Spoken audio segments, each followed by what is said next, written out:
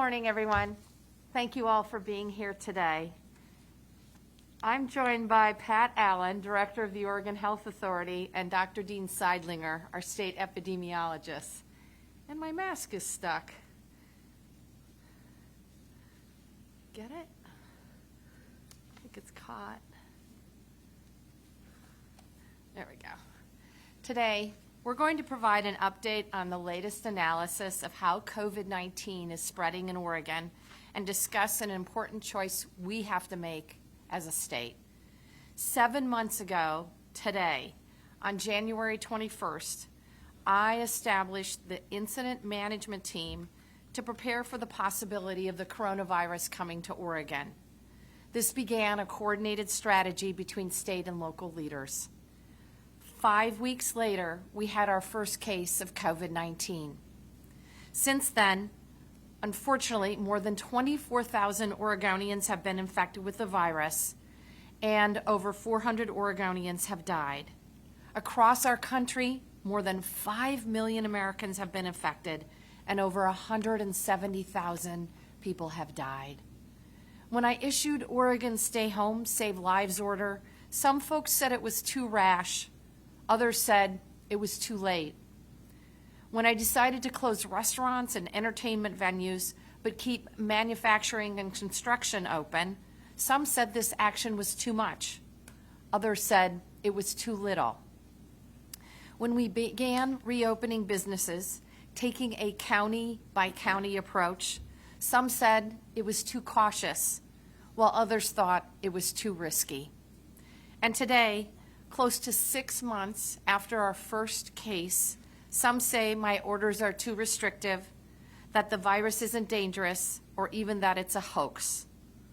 And then, of course, others say I haven't done enough, that we should shut down the entire economy immediately and start from scratch, regardless of the cost to people's livelihoods. The truth is, those commenting on the far ends of this debate, well, they are missing the point. This has always been a balancing act, a tightrope that stretches and weaves between the two extremes, where for each step I follow the data, where I listen to experts, where I take action carefully and gingerly, not knowing whether the balance will hold. Today, Oregon has one of the lowest COVID-19 mortality rates in the entire country. I want to say thank you to every Oregonian, every business, every local elected official who has helped put us in this position. We have truly slowed the spread of the virus. Wearing masks, limiting social gatherings, enforcing health and safety rules, these strategies work. Unfortunately, it's still not enough. Our infection rate is still too high to get all of our kids safely back into the classrooms and most of our schools this fall. To keep students, teachers, and staff safe in our schools across the state, we need to see a much more rapid decline in case numbers, and we need to see it quickly. There are basically two ways to do this. One option, local community leaders, county officials, and businesses, and all Oregonians can step up their efforts to implement and enforce our existing guidelines: face coverings, physical distancing, sanitation, contact tracing, and compliance with isolation and quarantine. The other option, we can implement further business restrictions and travel restrictions for people entering Oregon or returning from trips outside the state. I believe, and the data indicates, that either one of these strategies will work. Either one will drive down the spread of the virus more quickly. Either one gives us a fighting chance to open up in-person instruction and K through education in much of the state later this fall. But one path has a far greater cost than the other. Closing businesses across the state, like we did with the Stay Home, Save Lives order, works to control the virus. but the economic cost is extraordinary. Behind every business closure are real people who have lost jobs and lost income, families pushed to the brink. Each of these economic costs carries a public health consequence as well. It may come in the form of skipped meals, late bills, added stress, and increased tension at home. And all too often, it may include self-harm, domestic violence, or suicide. Economic costs have real health consequences. That's why I have been so reluctant to order further business shutdowns. We can wrestle this virus to the ground and set an example for the nation. I know that local leaders, businesses, and workers can step up and get the job done. Earlier this week, I challenged local elected officials and business leaders to step up their game. I asked our business leaders to take additional steps to ensure employee and customer safety, to reach 100% implementation of our health and safety protocols, making sure people are wearing masks and staying 6 feet apart. Local officials need to conduct more business inspections in places like indoor entertainment venues and restaurant kitchens.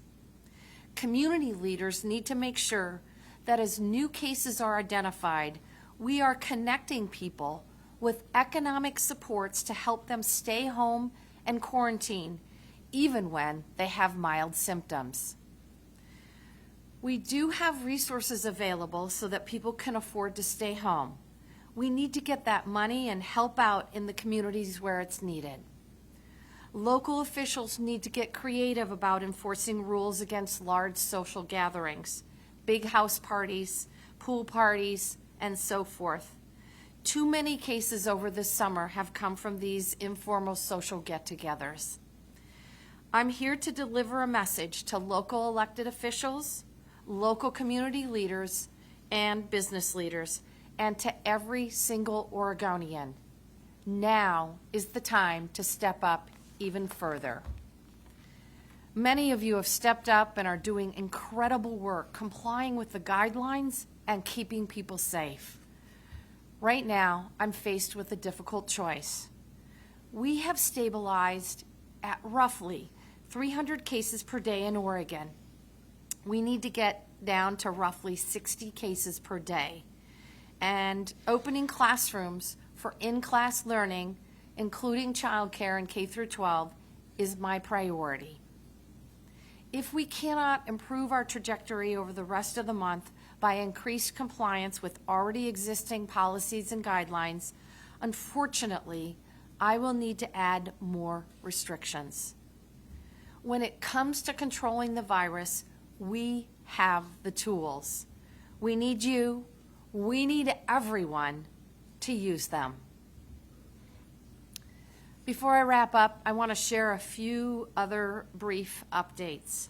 First, Lincoln County had held back from applying to move to Phase 2 for some time while they addressed an early and large workplace and community outbreak. Their numbers are much improved, and we have notified them that they are likely to be in a position to move to Phase 2 by Labor Day if current trends hold. Second, 3 weeks ago, we moved Morrow County back to Phase 1 and moved Umatilla County back to baseline stay-at-home status. After a solid decline in case counts, today Umatilla County will move to Phase 1. Morrow County, Malheur County will remain in Phase 1 as well. Finally, yesterday, we announced that we're taking Marion County and Wasco County off the county watch list now that they have addressed the high rates of unexplained community spread in their communities. Local public health officials and their state counterparts worked hard to get this under control. They were successful. Unfortunately, we've now added Jackson County to the county watch list because they have seen an increase in unexplained community spread of the virus. State officials will work with local public health leaders to help the community get this under control. I know how much each and every Oregonian has sacrificed over the past 6 months to protect your families, your neighbors, your communities. Many of you struggled to pay your rent or had to lay off your employees. Many of you couldn't visit loved ones or give Grandma that extra bear hug she deserves so much. Many of you put in extra shifts to serve your communities as frontline workers. Many of you might miss the fall sports season or missed summer sports. And many parents across the state have been balancing work and childcare. Thank you. Thank you. Thank you. We all want in-person education to reopen. To do that, we must meet our goals. Right now, on the course we're on, it's going to take too long. We're doing well, but we have to do better. We have to work together, and we have to do it now. Thank you. Now I'm going to turn it over to the Oregon Health Authority Director, Pat Allen. Thank you, Governor. Again, I'm Patrick Allen, Director of the Oregon Health Authority. I'd like to provide a brief overview of where we are in the pandemic and our response to it before I turn things over to Dr. Dean Seidlinger, who will update you on our latest modeling, our current estimated infection rate, and where we need to be able to open schools. Here are the latest numbers. Excuse me. To date, we've recorded 24,421 confirmed and presumed cases of COVID-19, including 259 today. Sadly, we've crossed the threshold of over 400,000 deaths this week, including 2 today, bringing us to a statewide total of 414. These are over 400 people who have left behind families, friends, colleagues, and neighbors who will miss them, and we extend our deepest sympathies. New cases are starting to slowly decline. That's a hopeful sign that Oregonians' efforts to wear face coverings in public places, keep physically distant, and limit social gatherings are slowing the spread of COVID-19. For the second consecutive week, daily cases have declined. For the week of Monday, August 10th through August 16th, OHA reported 1,963 cases. That's a 7% drop in new infections from the previous week. There were fewer deaths reported than the previous week as well, dropping from 39 to 31. The percentage of positive tests has leveled off. Last week, we reported 25,678 test results, and the rate of positive tests stayed the same at 5.4%. Please note that that's a data point that will change over time, as we're now counting tests by the date the specimen was collected, meaning that those numbers will change a little bit as more test results are reported to us. Hospitalizations offer another encouraging sign. New COVID-19 hospitalizations also declined last week from 143 to 115. The downward week-to-week trend in COVID-19 cases is in line with our modeling, which was updated today. Dr. Seidlinger will speak more about that shortly.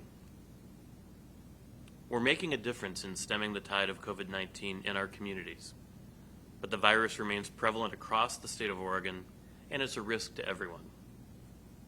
We're on the right track. Now we need to step on the gas. I want to share one more encouraging development on COVID-19 testing. This week, we secured an agreement between the Oregon State Public Health Laboratory and Thermo Fisher that will provide testing supplies to add over 20,000 tests to our weekly capacity on average through December, or about 400,000 tests in all. The tests will be distributed to certain qualifying laboratories, increasing Oregon's overall COVID-19 testing capacity. The new agreement builds on one that the state lab had in place with Thermo Fisher and the U.S. Department of Health and Human Services in May and June, under which the state lab received and distributed supplies for some 130,000 tests. The State Public Health Lab will continue to distribute test kits to its current partner laboratories and will reach out to additional qualified labs to further expand testing capacity in Oregon. Adequate testing is important to slowing the spread of COVID-19. If we cannot test people and get the results back quickly, we lose our ability to take steps to keep the virus at bay. This agreement will help speed up results and ensure we have more capacity to test as needed. With that, let me turn things over to Dr. Dean Seidlinger, our State Health Officer, to discuss the latest modeling data. Thank you, Director Allen. I'm Dean Seidlinger, the state epidemiologist here in Oregon. You've heard an overview about the present state of the virus in Oregon, and I want to update you on what we can expect over the coming weeks. Our latest report shows that the transmission of COVID-19 is slowing and that we're seeing this declining transmission, which started at the beginning of July. The new report, again, models 3 scenarios, and all 3 suggest that the actions we're taking are working to flatten the curve. If our transmission continues at its current rate, our estimated number of weekly infections will remain steady at approximately 900 over the next 4 weeks. Severe infections, meaning people that need to be hospitalized, would remain stable at about 19 per day. That represents a transmission rate of 1, meaning for every person who's sick, they infect 1 other person. If we can get this transmission down by 10% over the next 4 weeks, we can expect the number of COVID-19 infections to drop. Compared to the previous scenario, we would see 600 fewer infections each day and 8 fewer severe cases. That gets our transmission rate down to 0.75, meaning each person who's sick infects less than 1 other person.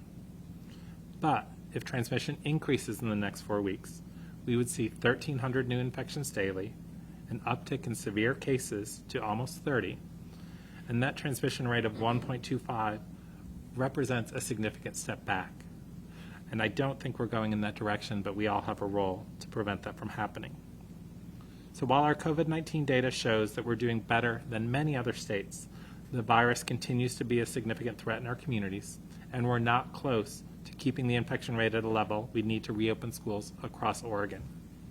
We've made progress. The model shows that our collective actions have reduced transmission rates since the increases we saw after we reopened. And we see that confirmed by the leveling off of numbers that Director Allen presented to you. Oregonians have flattened the curve again. But as the charts behind us show, we're still months away from driving infection rates down to a level which we could safely reopen schools. We need to cut our transmission down from 1 to 0.75. Currently, we estimate that every person who contracts COVID-19 is passing it on to 1 other person, and we need that to decrease. To safely reopen schools, we need to make sure that people who become infected are passing it along to fewer numbers of people so the virus is not spreading at a sustainable rate. I want to tell you a couple of stories about what we're seeing in the data here in Oregon. When we talk about workplace outbreaks or outbreaks in a skilled nursing facility, most people probably understand what that means. But when we talk about social spread, people may have a harder idea. So I want to share a couple of things that our epidemiologists and our local public health authorities are seeing. We had a young adult who attended a family gathering. Later on, a family member at that gathering tested positive. But unbeknownst to that person, they went to a wedding, and they participated in that wedding and developed symptoms and tested positive after the wedding. Another member of the wedding party, as well as the bride, became sick, with other Oregon guests testing positive, and reports of multiple guests who'd come in from out of state being sick as well. One of those guests then had contact with about 30 people while they were potentially infectious, most of those being people that person worked with. And subsequently, we've seen 10 cases in the workplace. So that's how attendance at a family gathering, something we all yearn to do, where we often let our guard down because these are our family members that we haven't seen in a while, can lead to multiple cases in multiple gatherings, in workplaces, and across state lines. We also saw a large family coming from 9 different households who wanted to get together for a vacation and spend some time together. What we've seen is 15 people from that gathering have gotten sick, ranging in age from young kids to grandparents who are at most risk for severe consequences from this disease. Again, we all yearn to get together with our families, but we need to do so in a safe manner in smaller groups and use technology, to keep in touch while we ask you not to get together in these larger groups right now. So how do we do that? how do we keep the pressure on COVID-19? First, we ask you to stay apart from people outside your household and limit the size of those gatherings. When you're outside, keep your physical distance and wear a face covering. We know that many people are following these guidelines, but not everyone. So we need all Oregonians to maintain safe, healthy actions to fight COVID-19, to drive our infection rates down so that we can reopen schools and get closer to the return of normal life in Oregon again. These are actions I'm not asking you to take today or this weekend or next week, but over time. We're in this for the long run, and we need to take these actions and keep up the pressure. Thank you. I think we're ready for questions, Charles. Thank you, Dr. Seidlinger. Thanks everyone for joining us today. Just a quick reminder, please press 0 to get into the ask a question or to the operator. We're going to start with Dan Tilkin from Coin. Go ahead, Dan.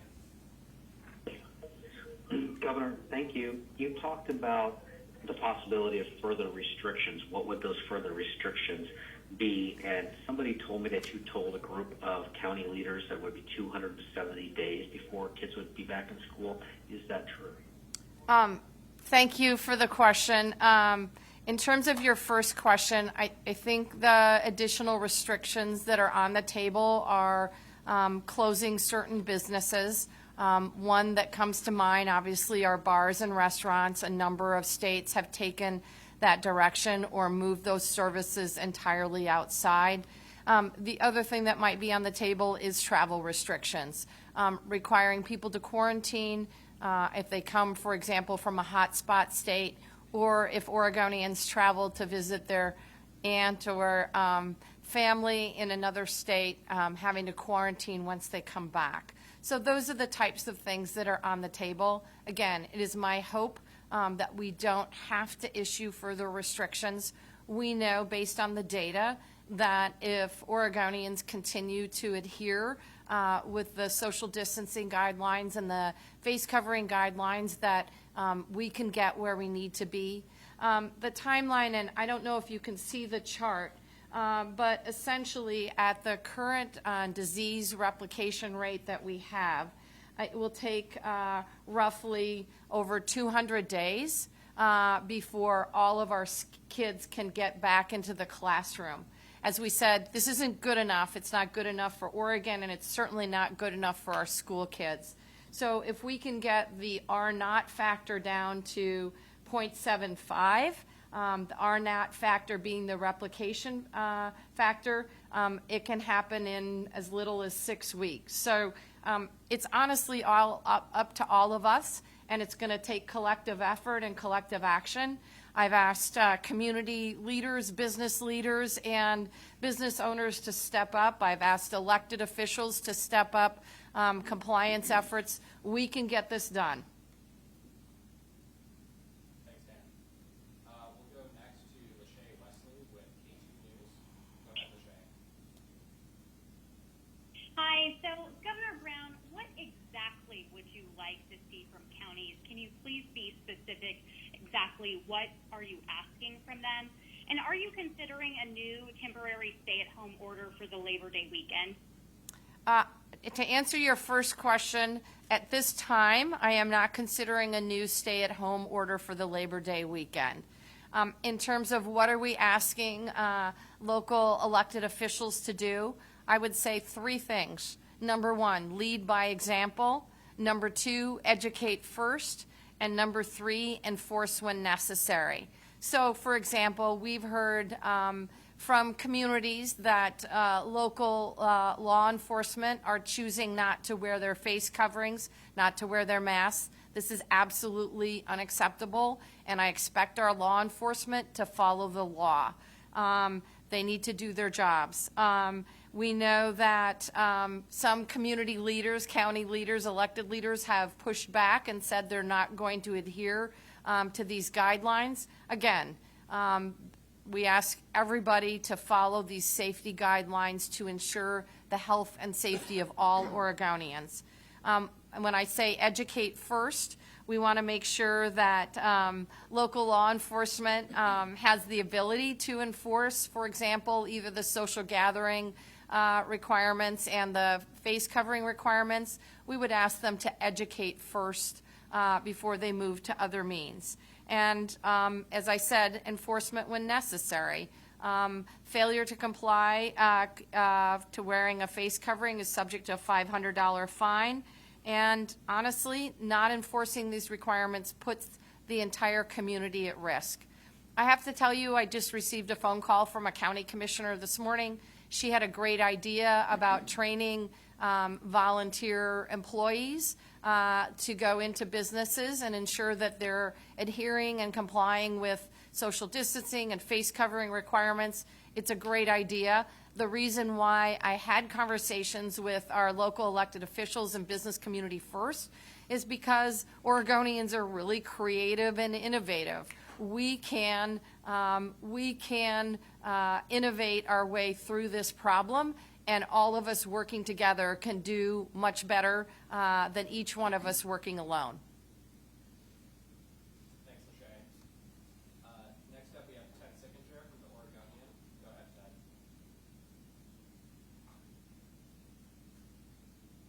Ted, are you there? Yeah, hi. I am. Can you hear me? Yep. Go ahead. Okay, great. Governor, I'm wondering, are you sending a bit of a mixed message here in that you're sort of issuing this clarion call for, people to really step up with all the social distancing regime, et cetera, and yet you're using restrictions on a number of counties that still have, fairly high infection rates, positivity rates that are very high, and you're talking about the prospect of Lincoln County has just had a workplace outbreak, and I think you mentioned Malheur at one point, and they're kind of in pretty bad shape. And I'm wondering, what kind of message does that send if you then say you want to turn around and really tighten the screws if infection rates don't come down? Well, I think I'm asking Oregonians, all of us, to work collectively. This is a culture change, Ted, and it takes time. And I'm asking local community leaders, I'm asking local elected officials, and I'm asking the business community all to step up and take collective action to ensure better compliance more quickly with the social distancing and safety protocols we've put in place. You're asking about mixed messages. Yes, are there some counties still in phase one? Absolutely, based on the virus infection rates in those particular communities. Moved Malheur last week to phase one, and this week we're moving Umatilla County up from baseline to phase one. Again, there are still a number of restrictions in place, including for informal social gatherings. We have substantially enhanced safety protocol at bars and restaurants. We have enhanced and refined our face covering policies, both out in public and in office spaces. We are trying to send a very clear message to Oregonians. If we don't step up to the next level, then I'm going to have to take more restrictive action. And that is a decision I am reluctant to make. And it's a decision that by all of us working together, we can prevent.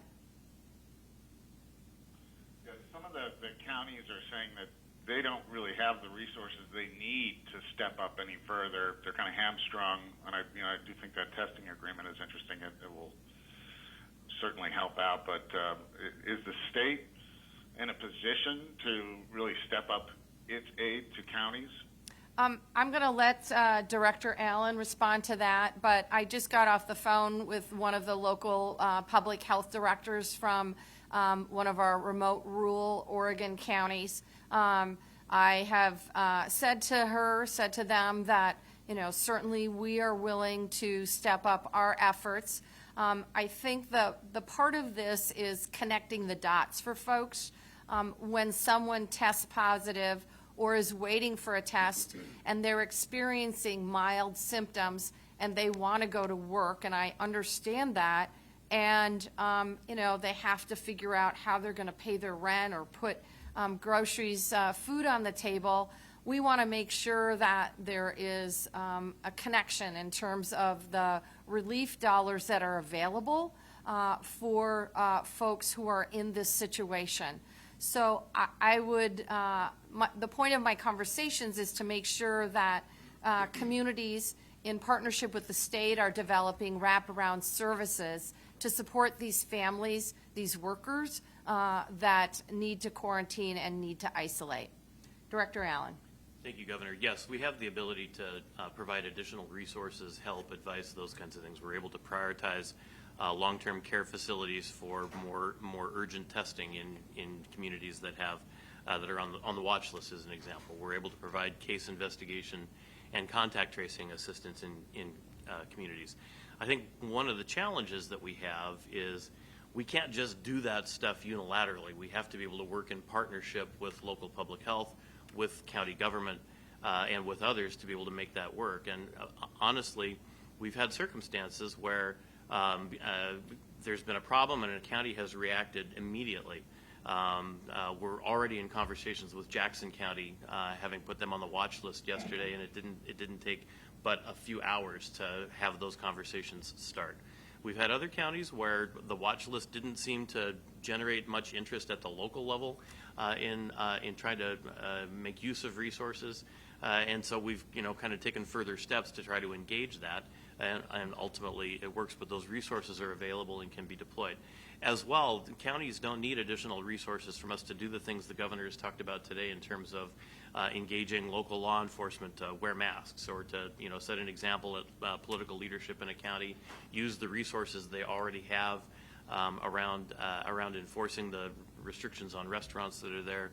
All those kinds of things are tools that local government already has. And the only other thing that I would add is that one of the lessons for me, and I look forward to having a lessons learned when this pandemic draws to conclusion and Oregonians have tackled it, is that we have underinvested in public health across the country, at the state level and the local level. The local county public health director that I spoke to, she just said, we have 3 people tackling this pandemic, 3 FTE. We have not invested. We have taken the importance and the critical role that public health plays in protecting the health and safety of all of us for granted for a number of decades now. And I think that is a really important lesson learned for the future, that we have to keep both our local public health, our state public health, and frankly our federal public health systems extremely robust and strong if we want to ensure the safety of our citizens. Thanks, Ted. Next up, we've got Brenna Kelly from KPTV. Go ahead, Brenna. Yes, good morning, Governor Brown. You said if case counts do not decline enough by the end of the month, you'd have to implement more restrictions. Are you putting a hard deadline on August 31st? Should people expect, if there isn't enough compliance, that September 1st you'll announce more restrictions? Thanks. I'm going to turn that over to Dr. Dean Seidlinger. Thank you, Governor Brown. I think, it's hard to put a hard line on that. What we've seen is really over the last month and a half, a plateauing of our case, and now a fairly steady, slow decline. Our modeling indicates that will continue, and I think if we're seeing that kind of progress in our conversations with Governor Brown, we'll continue to have these conversations to ensure that Oregonians are still complying with our recommendations, limiting their gatherings, keeping their distance, and covering their faces. To put a hard and fast line to just move everyone back, I think would do a disservice. The progress we're making is slow. We know we can continue, and with additional people wearing their mask and following our guidance, we know we can get the numbers down even quicker. That number of getting more Oregonian students back into school safely, those students and staff returning safely to school, is within our reach. It's 6 weeks away if we all continue to do our job, and getting those students back into school is a great relief, not just for those students, those staff who can return to school safely, but those parents who can also stop, being classroom teacher and working full-time from home, with all the distractions that entails. So I think, we have some work to do, but it's attainable, and I think if we continue to see the progress we're seeing, the governor, will be able to continue this current course.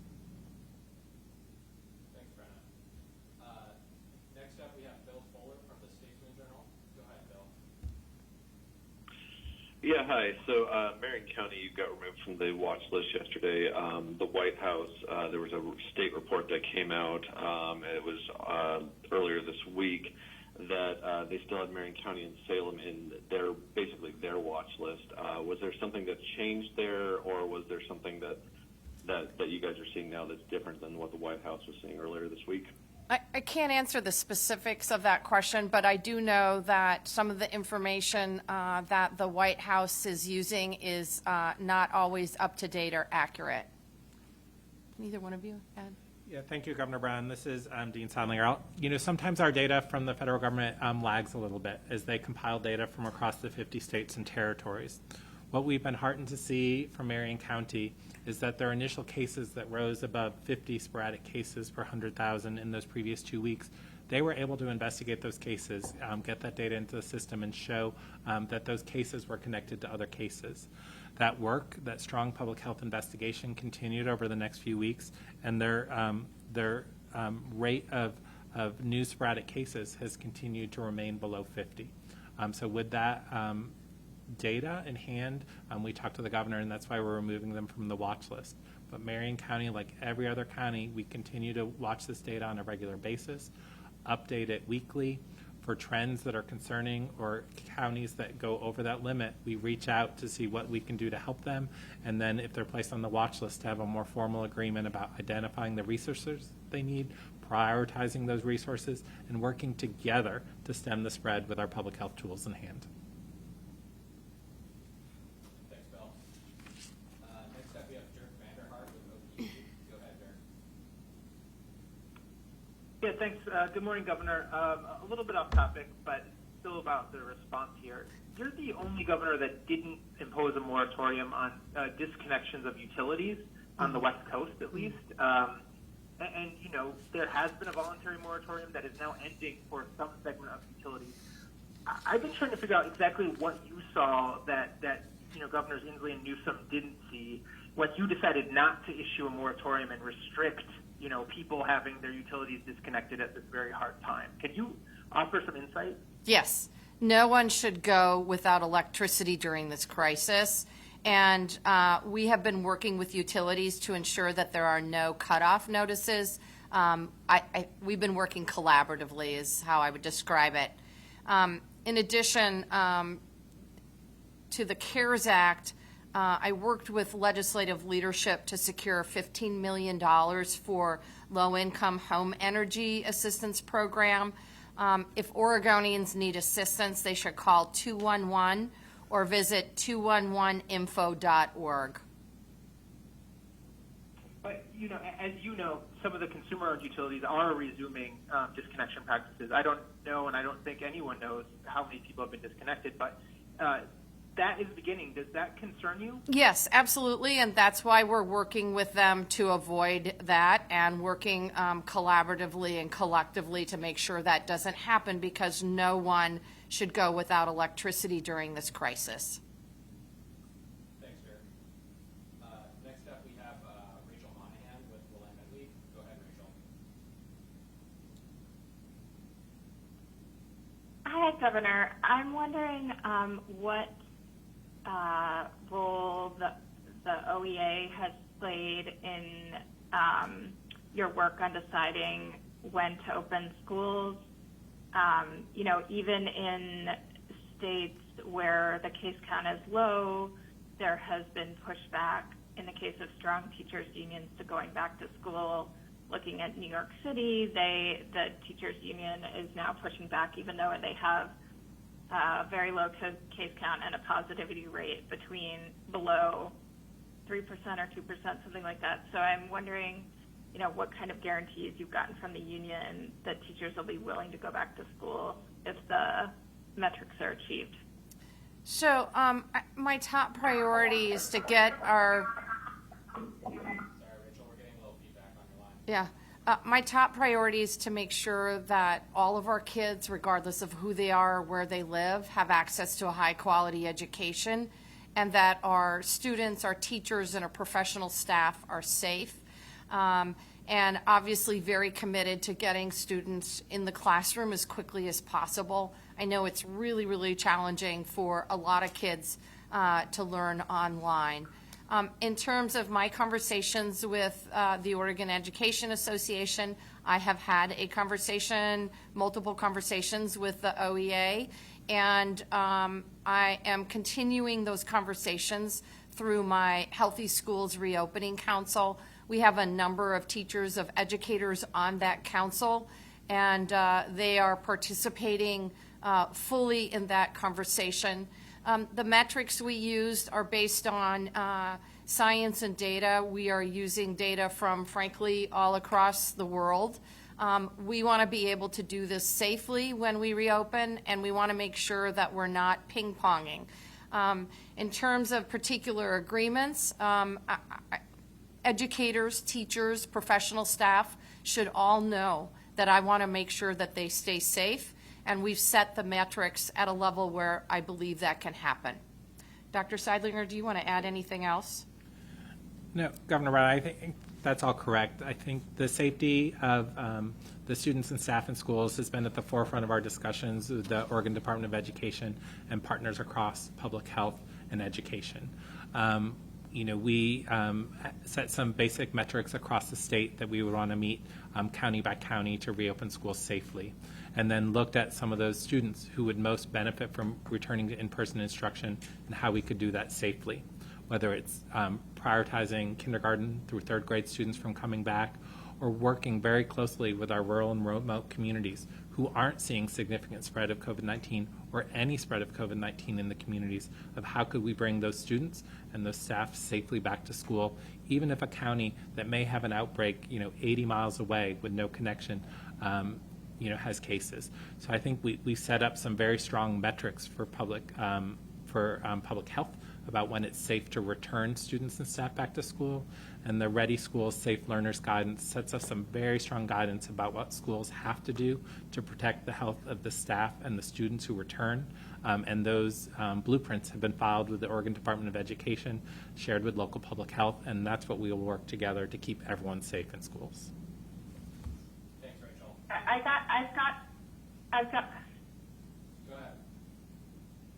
I understand that the criteria you're using is one that's used elsewhere. It's not an unusual criteria, and that you view it as safe. I'm wondering what guarantee you have that teachers will actually walk into buildings if you achieve that. I think Governor Brown mentioned that she's had. Is there anything at this, is there feedback, have you gotten feedback from the teachers union that they are feeling confident that their members are willing to teach if you achieve those numbers? I think, as Governor Brown mentioned, she's had conversations with the Oregon Education Association. Oregon Department of Education has also had conversations, and we've included teachers and their voice as part of our reopening meetings. We know that we're hearing from both sides, from teachers who are very anxious to get back to school and get in front of their students and teach them as the case rates go down. We've heard from other teachers who are anxious and nervous about going back to school. They may have a pre-existing condition or someone at home. And so we're working to make sure that we share our metrics, that we share the steps that we have in place to ensure that students and staff can safely return to school. We also have a process in place working across schools and local public health in case a case is identified. Because as students and staff return to school, we know we're going to see cases that may be associated with schools. So how do we respond quickly to ensure that we don't see spread in the schools and providing the maximum safety for those individuals who return? So while I can't guarantee what the Oregon Education Association will do, we are engaging and continue to engage with teachers and unions across the state to ensure that everyone who returns to school can do so safely, and so we can provide a healthy environment for those students and those staff.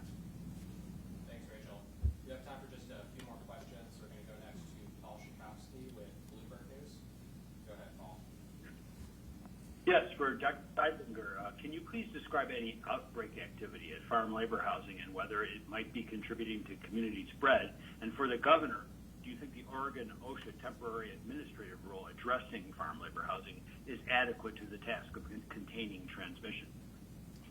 Yeah, thank you for that question. We have seen outbreaks amongst our migrant and seasonal farm workers.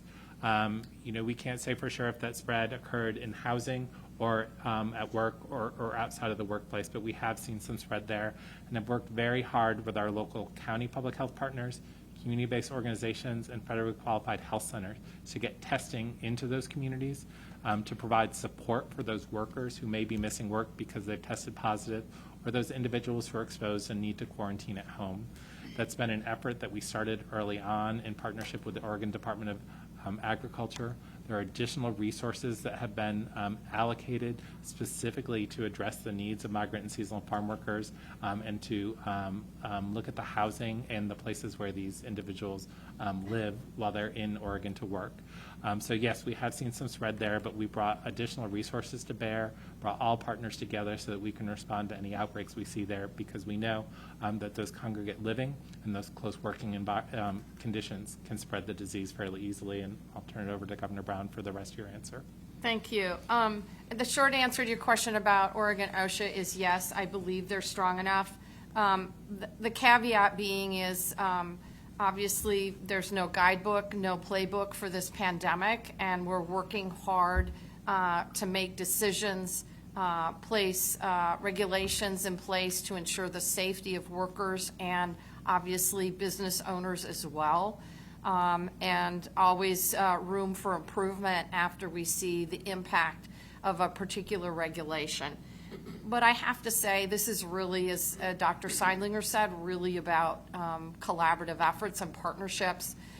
We've been meeting with the Farm Bureau and the farm worker organizations and the Department of Ag for months now to make sure that businesses, producers understand the safety protocols, that we can get resources out on the ground to help our producers, and that we are in strong partnership with the community-based organizations to assist with education and informational efforts for our workers.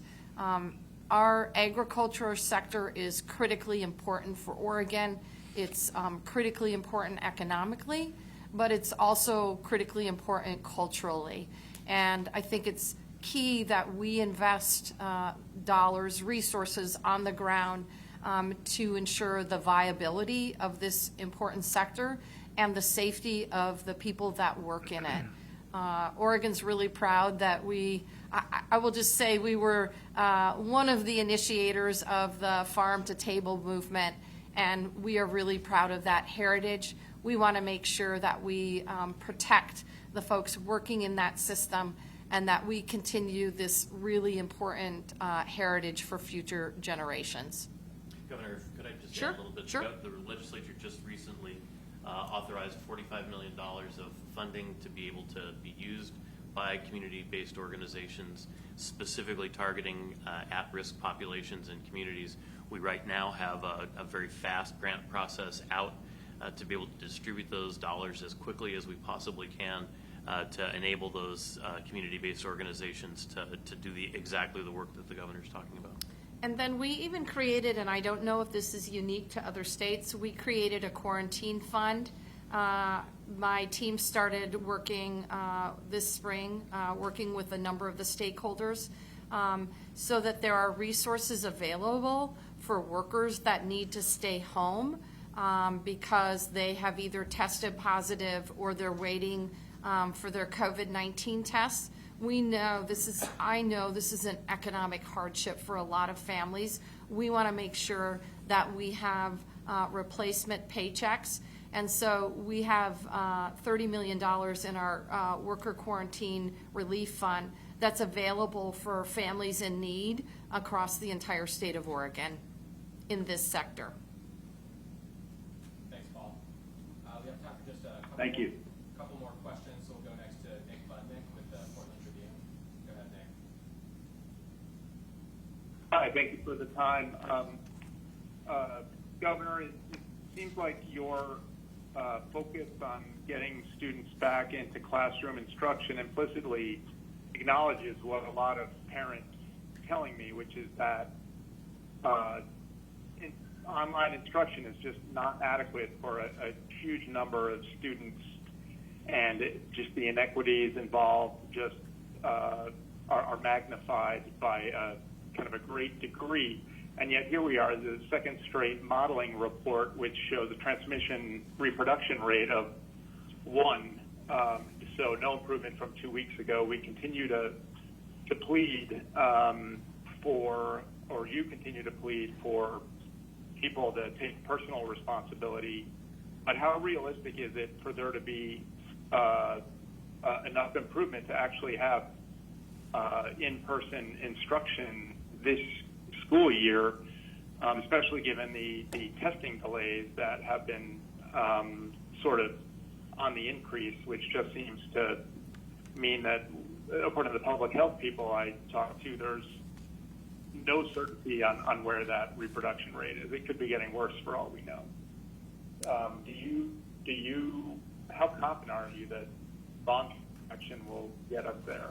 So thank you, Nick, for that multiple part question. In terms of the testing delays, there's no question that Oregon, along with many other states, are facing a challenge in terms of adequate testing supplies. My team and I have been on the phone with federal authorities and the White House in the last couple of weeks requesting additional support and supplies. Director Allen just talked about the recent agreement with Thermo Fisher. So we're working hard to continue to expand our testing capacity.